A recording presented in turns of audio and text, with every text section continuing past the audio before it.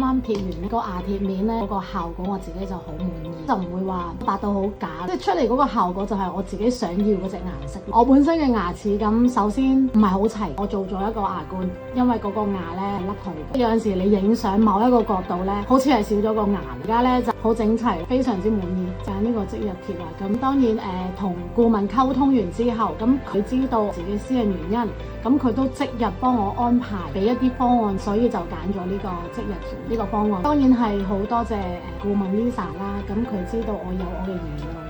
有我嘅擔憂，咁佢幫我解決完之後呢，咁我聽到梗係即刻話加急做完啦，咁我就即刻即日做。高醫生手勢又好好，我就冇敏感，即係敏感嗰啲唔舒服嗰啲狀況。今日翻嚟貼牙貼面，全程個過程，不過未貼之前呢，我自己其實好擔心，因為未做過。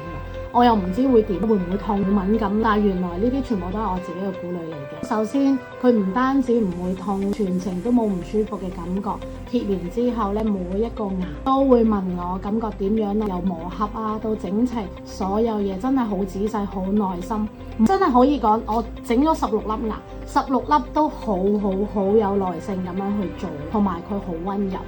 因為佢知道我係好怕睇牙醫嘅，佢同我做每一樣佢都會同我講，